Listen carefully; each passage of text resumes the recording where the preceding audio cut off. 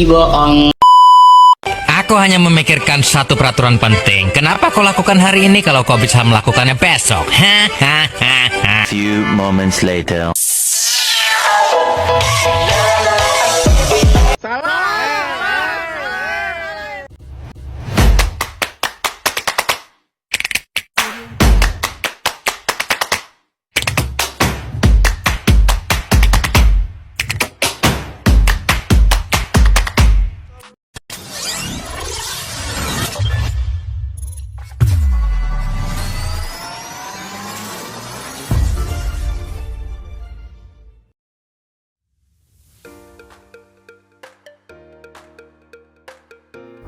Assalamualaikum warahmatullahi wabarakatuh.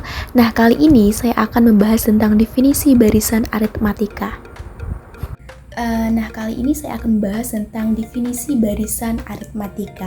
Nah, barisan aritmatika adalah sebuah barisan di mana bilangan yang memiliki barisan yang tetap antara setiap dua suku yang berurutan.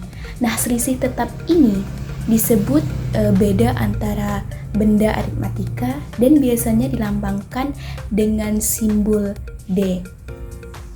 Nah, rumus umum suku ke N dari barisan aritmatika yaitu adalah UN sama dengan U1 ditambah N kurang 1 kali D. Nah, di mana UN itu adalah suku ke N dan U1 itu adalah suku pertama, D itu adalah selisih antara dua benda, dan N adalah urutan suku. Jadi di sini saya akan kembali melanjutkan materi yang telah disampaikan oleh rekan saya sebelumnya. Nah, untuk materi yang akan saya sampaikan ini masih seputar definisi dari barisan aritmatika.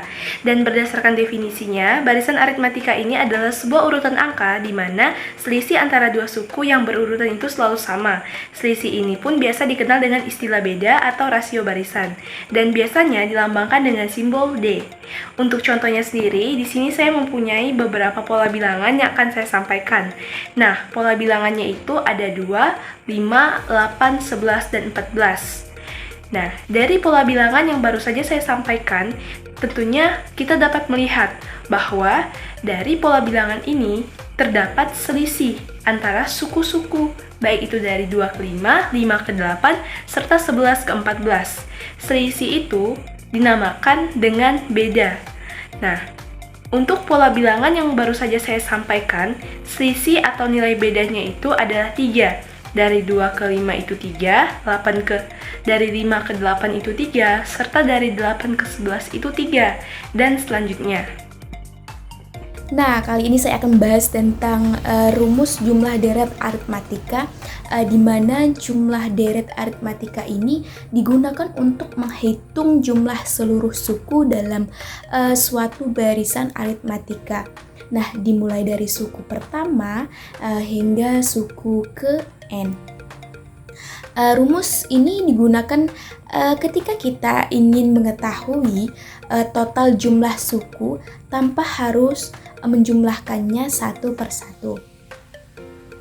Terus rumus yang sering digunakan dalam jumlah deret aritmatika yaitu Sn sama dengan N per 2 U1 tambah UN, di mana Sn adalah jumlah deret hingga suku ke N, terus N adalah jumlah suku yang dijumlahkan, terus U1 adalah jumlah suku pertama, sedangkan UN adalah jumlah ke N.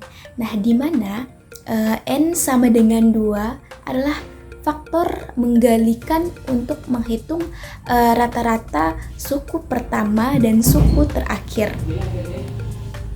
A1 dan N adalah penjumlahan antara suku pertama dan suku terakhir dalam deret aritmatika. Nah, jika kita tidak tahu suku terakhir, kita bisa menggunakan rumus lain untuk mencari jumlah deret aritmatika, yaitu menggunakan rumus Sn sama dengan N per 2 kali 2A1 N per 2 kali D, di mana rumus ini digunakan jika kita tahu suku pertama A1 jumlah suku N adalah beda D antara setiap suku berurut-urut. 2A1 adalah 2 kali suku pertama dan N kurang 1 kali D adalah tambahan selisih antara suku dikalikan banyaknya suku yang ada setelah suku pertama dengan kedua rumus tersebut. Terus kita dapat menghitung jumlah deret aritmatika. Nah, selanjutnya saya akan bahas tentang rumus suku ke N dari barisan aritmatika. Nah, rumus suku ke N barisan aritmatika itu digunakan untuk mencari nilai suku ke N. Nah, misalnya suku ke-5 dan ke-10 dan lain-lain. Nah, jika kita sudah mengetahui suku pertama dan beda antara setiap dua suku berturut-turut, maka rumus umum untuk digunakan dalam suku N itu pada barisan aritmatika yaitu digunakan dengan rumus UN sama dengan U1 tambah N kurang 1 kali D, di mana UN itu adalah suku ke N, yaitu nilai yang ingin kita cari pada urutan ke N. Terus U1 yaitu suku pertama dalam barisan aritmatika, dan N itu urutan atau nomor suku, dan D itu selisih antara dua suku. Halo semua, di sini saya akan menjelaskan kembali penerapan rumus barisan aritmatika dalam kehidupan sehari-hari. Barisan aritmatika seringkali ditemukan dalam berbagai situasi kehidupan kita sehari-hari, terutama ketika ada pola urutan yang teratur, di mana setiap angka bertambah dengan berkurang sesuai dengan selisih yang tetap.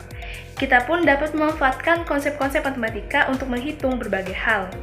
Dan dalam menghitung jarak yang ditempuh pun kita dapat menggunakan rumus dari aritmatika itu sendiri. Untuk mempermudah pemahaman, mari kita bahas contoh penerapan rumus barisan aritmatika secara lebih terperinci. Baik rekan-rekan semuanya, di sini saya akan menjelaskan keterkaitan antara bidang fisika dan bidang matematika dalam perhitungan termodinamika.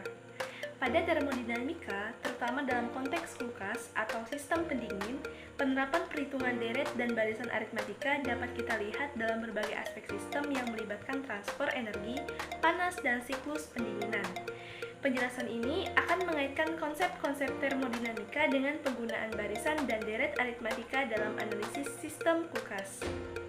Nah, untuk dasar prinsip kerja kulkas ini bekerja berdasarkan prinsip termodinamika, di mana kompresor mendorong proses siklus refrigerasi yang terdiri dari 4 tahapan utama, yaitu kompresi, kondensasi, ekspansi, dan penguapan.